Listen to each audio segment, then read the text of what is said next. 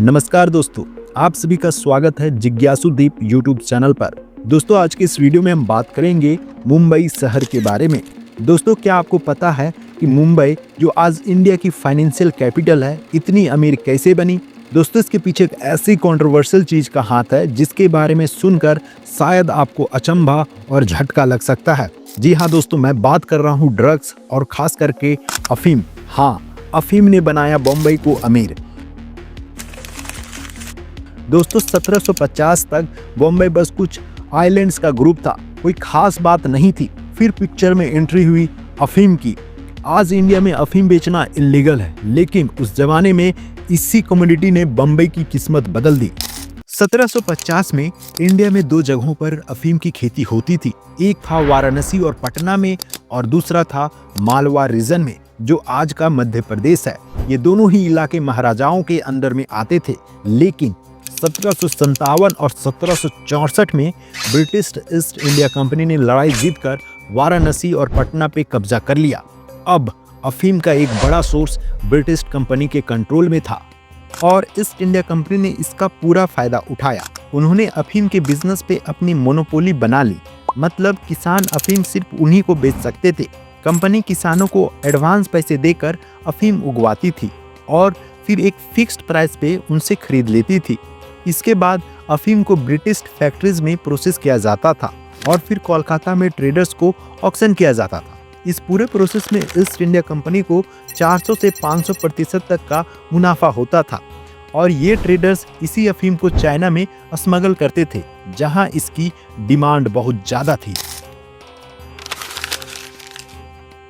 अब आते हैं बम्बई के मर्चेंट्स पे। उन्होंने देखा कि मालवा रीजन अभी भी ब्रिटिश कंट्रोल से बाहर है, तो वो मालवा पहुंच गए। बॉम्बे के मर्चेंट ने वही किया जो ईस्ट इंडिया कंपनी वाराणसी और पटना में कर रही थी, लेकिन एक ट्विस्ट के साथ। उन्होंने किसानों को ईस्ट इंडिया कंपनी से डबल पैसे ऑफर किए, इसलिए मालवा की अफीम बंगाल की अफीम से 25 से 30% सस्ती थी और ज़्यादा अच्छी क्वालिटी भी थी। चाइना के मार्केट में मालवा की अफीम की धूम मच गई। दोस्तों, इस अपॉर्चुनिटी का सबसे ज्यादा फायदा उठाया एक यंग बिजनेसमैन जमशेदजी जीजीभॉय ने, लेकिन ब्रिटिश इससे खुश नहीं थे।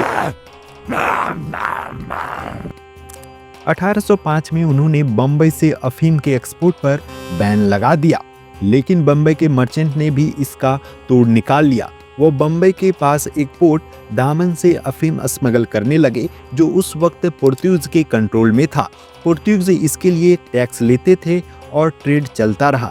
बम्बई के मर्चेंट्स और अमीर होते गए। 1823 तक 40 साल के जमशेदजी जीजीभॉय ने 2 करोड़ रुपए कमा लिए और वो इंडिया के सबसे अमीर आदमी बन गए थे।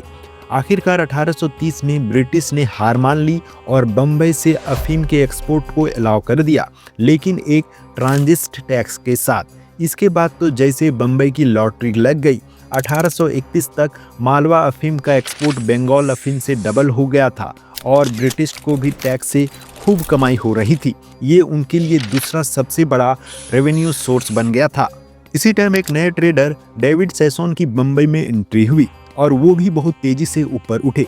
चाइना में अफीम की लत इतनी बढ़ गई थी कि चाइनीज गवर्नमेंट को एक्शन लेना पड़ा। उन्होंने बम्बई से गया हुआ पूरा कंसाइनमेंट जब्त कर लिया। इससे नाराज होकर अफीम के ट्रेडर्स ने ब्रिटिश से कंप्लेंट की और 1839 में ब्रिटेन और चाइना के बीच पहली बार ओपियम वार शुरू हो गई। ब्रिटेन जीत गया और इसका सबसे ज्यादा फायदा डेविड सेसोन को हुआ। सेसोन ने जमशेदजी जीजीभॉय को पीछे छोड़ दिया और अफीम के सबसे बड़े खिलाड़ी बन गए। इस रेस में तीसरा नाम था टाटा फैमिली का। नुसेर वांजी टाटा ने चाइना ट्रेड के बारे में सीखा और इंडिया से अफीम चाइना को एक्सपोर्ट करने लगे और बदले में वहां से चाय और सिल्क लाते थे। इस ट्रेड ने उन्हें बहुत अमीर बना दिया। इन मर्चेंट्स ने अपनी दौलत से बम्बई शहर को भी डेवलप किया। ब्रिटिश ने भी टैक्स से मिले पैसों से इंफ्रास्ट्रक्चर प्रोजेक्ट में इन्वेस्ट किया और इससे बनी मुंबई की लाइफलाइन। रेलवेज 1853 में साउथ बम्बई से थाने के बीच पहली ट्रेन चली। जमशेदजी जीजीभॉय की फैमिली ने 1841 में महीन कॉजवे बनवाया, जिसने बांद्रा को बम्बई से जोड़ा। उन्होंने 1845 में जे हॉस्पिटल और 1857 में जे स्कूल ऑफ आर्ट भी बनवाया। इसके बाद जमशेद जी जीजी भॉय ने कॉटन इंडस्ट्री में इन्वेस्ट किया, लेकिन कॉटन के असली किंग थे सैमसन फैमिली। उन्होंने अफीम से कमाए पैसों को कॉटन में लगाया। उन्होंने 1875 में सैमसन डॉक बनवाया, जिससे कॉटन इंडस्ट्री को और बढ़ावा मिला। टाटा फैमिली ने भी अफीम से कॉटन बिजनेस में शिफ्ट किया और बाद में 1903 में ताज होटल और 1932 में टाटा एयरलाइंस बनवाई। दोस्तों, तो एक तरह से आज के मुंबई के रेलवेज, डॉक्स और एयरलाइंस, इन सब की शुरुआत एक ही जगह से हुई थी, अफीम, क्योंकि इसी ने बम्बई को अमीर बनाया था। तो दोस्तों, उम्मीद करता हूं कि आपको यह वीडियो पसंद आई होगी और इन्फॉर्मेटिव भी लगी होगी। अगर आपको यह वीडियो इन्फॉर्मेटिव लगी तो इसे शेयर करना ना भूलें। साथ ही ऐसी और वीडियोस देखने के लिए जिज्ञासु दीप को सब्सक्राइब करें। धन्यवाद।